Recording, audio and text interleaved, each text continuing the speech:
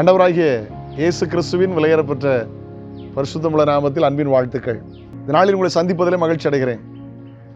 அமெரிக்காவை சார்ந்த ஃபேனி கிராஸ்பி, அவங்கள தெரியாதவங்க யாருமே கிடையாது. ஒரு ஆங்கில புலமை பெற்றவர், நல்ல எழுத்தாளர், 1000க்கும் அதிகமான பொது கவிதைகள் எழுதியிருக்கிறாங்க. 4 பெரிய கவிதை புத்தகங்கள் எழுதியிருக்கிறாங்க.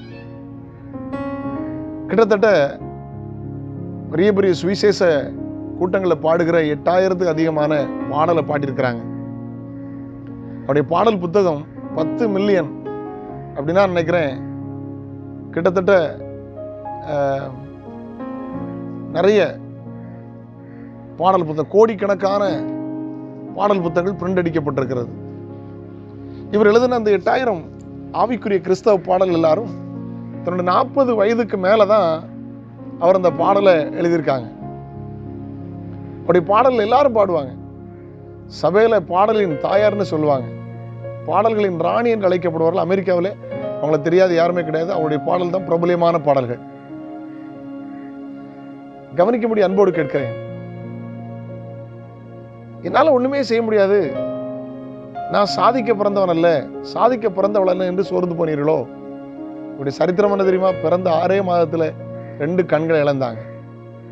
தன்னுடைய பாட்டியின் துணையோடு வேதத்தை வாசிக்க கேட்டார்கள். பாட்டியின் துணையோடு கற்றுக்கொண்டார்கள். படிச்சு படிச்சு படிச்சு படிச்சு படிச்சு கவிதைலாம் எழுத ஆரம்பிச்சாங்க, பாடல் எழுத ஆரம்பிச்சாங்க. 8000க்கும் அதிகமான கிறிஸ்தவ பாடல்கள் சுவிசேஷ ஊழியத்திலும் சபையிலும் பிரபலமாய் பாடப்பட்டது. அவங்க ஒரு முறை தன்னோட தாயார்கிட்ட சொன்னாங்க, அம்மா, நான் கண்ணும் பார்வை இல்லாத நாளுக்காக நான் வருத்தப்படலாமா? நான் பரலோகத்து போன போது, இந்த உலகத்தோடு நான் பரலோகத்து போகும்போது முதல்ல என் கண்ணை திறந்து என் அப்பா இயேசுவை நான் பார்ப்பேன். சங்கீதம் 17:15 ஒரு நல்ல வார்த்தை விதமாக இருக்கிறது. நானோ நீதியினால் உமது முகத்தை தரிசிப்பேன், நான் விழிக்கும் போது உம்முடைய சாயலால் திருப்தி ஆவேன் என்று சொல்லுகிறார். பாருங்க, 2 பார்வை இல்லாமல் இருந்தாலும் வாழ்க்கையில டிப்ரெஷன் ஆகலை. அமெரிக்க தேசத்துக்கு இந்த சிஸ்டர் ஃபேனி 8000க்கும் அதிகமான பாடல் எழுதி கொடுத்துருக்கிறாங்க. எவ்வளவு கிருபை பாருங்க. எதையோ ஒன்றை பார்த்து சோர்ந்து போனீங்களே. நீங்க சாதிக்க பிறந்தவர்கள். உங்களை கொண்டு செய்ய வேண்டியதை கர்த்தர் உங்களை கொண்டுதான் செய்வார். தாவீதை கொண்டு செய்ய வேண்டியதை தாவீதை கொண்டுதான் செய்வார். சிம்சோனை கொண்டு செய்ய வேண்டியதை சிம்சோனை கொண்டுதான் செய்வார். உங்களால செய்ய முடியும். தாளந்துகளை பயன்படுத்துங்க, மூடி வைக்காதுங்க. அக்கினியும் கந்தகம் உள்ள இடத்துல தள்ள வேண்டுமானால் தாளந்த புதைச்சு வச்சாலே தள்ளிடுவாங்களா? கர்த்தர் தந்த தாளந்துகளை பயன்படுத்துங்க. கர்த்தர் உங்களை ஆசீர்வதிப்பார். ஒரு நாள் வரும், எதிர்கால நம்பிக்கையோட வாழுங்க. நீதினால் அவருடைய முகத்தை தரிசிப்போம். நாம் விழிக்கும் போது அவருடைய சாயலால் திருப்தியாக போகிறோம். ஜெபம் இல்லாமா?